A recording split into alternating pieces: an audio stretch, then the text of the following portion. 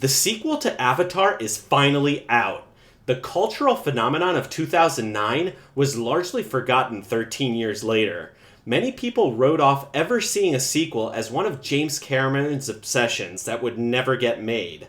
But it's 2022, and here we are with Avatar 2, The Way of Water. But does the sequel live up to its predecessor? Was it worth the wait? Did the CGI special effects improve over the original? And most importantly, was it any good? Well, strap in, dear viewer, because I will go into all things Pandora and reveal the secrets of the Na'vi in this exciting sequel. If you're new to the channel, make sure to hit that subscribe button and hit that notification bell so you never miss out on all new reviews I put out weekly here at Off the Cover. And without further ado, onto the video. I have fond memories of seeing the original Avatar in theaters in the fall of 2009 in my first semester of grad school. I went with some new friends I made, and we strapped in for a 3D visual wonder. CGI had been used to varying degrees since the late 1980s with limited success. Not until the original Toy Story came out did CGI begin to really take off. But back then, the effects looked pretty crude. By 2009, the technology matured enough through the advent of modern graphics cards and technical capabilities to deliver something more believable on the silver screen. My friends and I were mesmerized. The original Avatar was a visual spectacle. It also ushered in yet another wave of 3D movies. You see, just about every 30 years, 3D movies tend to make a comeback. They originally debuted in the late 1890s with some stereoscopic effects, but didn't really hit their stride in the mainstream until the 1950s. As quickly as they came, they disappeared. They re-emerged in the 1980s, but disappeared quicker than before. By 2009, they were due to return. This time, however, the global financial crisis depressed ticket sales, and theaters could pad their bottom line by charging more for a 3D version of the movie. They've stuck around somewhat in the decades since Avatar came out, but most people largely wrote them off. Even the wave of 3D-ready HDTVs also evaporated. The story of Avatar 2 picks up some years after the events of the first movie. The human corporation was moved off Pandora, and the natives lived in relative harmony again with some of the remaining human scientists that didn't happen to leave. Jake Sully, played by the criminally underrated Sam Worthington, formed a family with his lover Neytiri, played by Zoe Saldana. They have 3 kids together and adopted the daughter of Sigourney Weaver's Avatar, who I'll call Ripley Jr. But just as the Sully brood get comfortable, the humans return en masse this time to colonize, because as we're later told, Earth is dying. So Jake Sully sort of evolves into a futuristic Che Guevara and begins to rebel against the colonizers by assaulting human supply lines in very classic guerrilla-style attacks, each time raiding the enemy's supplies to strengthen his own position. This invites the ire of General Carmela Soprano, who conveniently resurrects Colonel Quadridge from the first movie in order to hunt down Sully and his band of guerrillas. So Jake decides it's best to escape the tribe with his family so that none of the villagers get hurt in the stronger and more frequent attacks from the Colonel. That's the setup of the movie, which happens in about the first 30 minutes of the movie. For the next 90 minutes of the movie, practically nothing happens to move the plot forward. The Sully clan moves to some other beach village some distance away from their forest canopy home. They integrate with the locals. This middle 90 minutes of the movie could have been entirely cut out.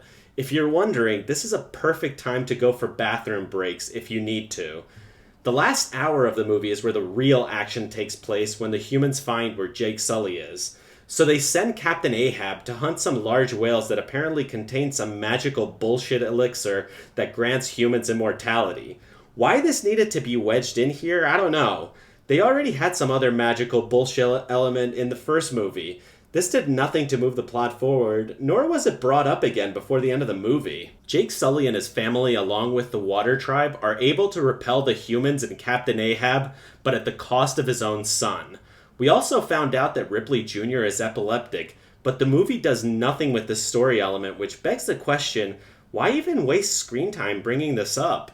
There's a lot of screen time that does nothing to move the plot forward.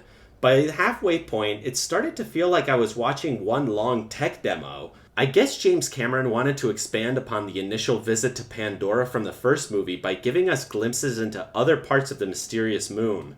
And in a way, Pandora was another character in the film which was developed pretty extensively. However, there are long stretches of the movie that pretty much nothing is happening to drive the plot forward, which I take as a sign of inefficient storytelling. That's not to say that the story is bad by any means. On the contrary, it's a simple story and it develops properly, but with somewhat sloppy cadence. The original movie could be summed up neatly with Dances with Wolves with Smurfs in space. This movie only continues that same story mold. That's not to say it's bad.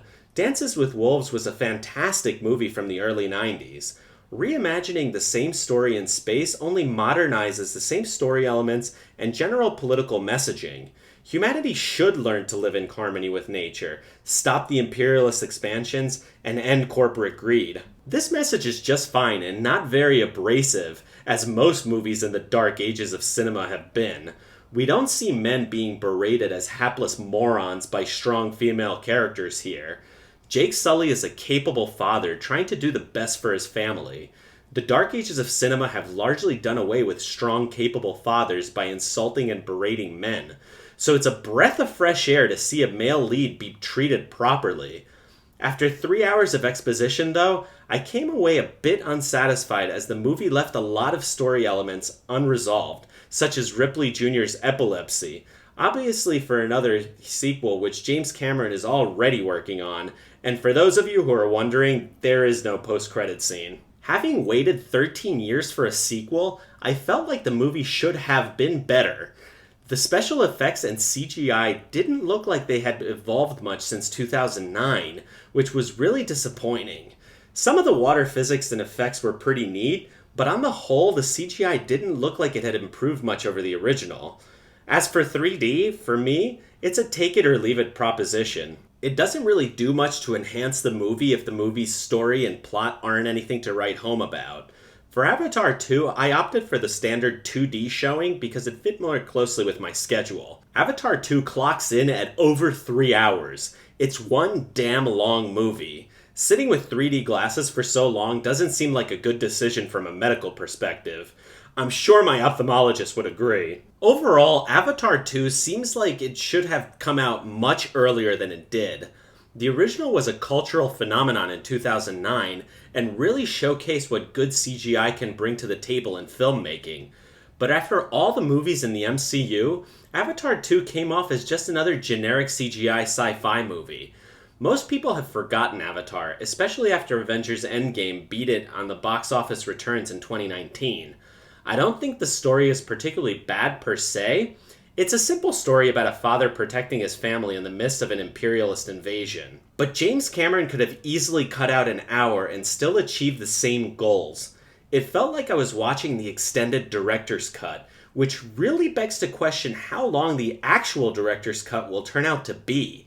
The sequel expanded upon and evolved the main character, which I take to be the world of Pandora rather than Jake Sully. From a physics and science perspective, I always found Pandora pretty interesting, so it was nice to see that element evolve. In the dark ages of cinema, imagination and wonder took a backseat to woke messaging, so it was nice to see imaginative visuals with a solid story and good character development without berating any one group in particular.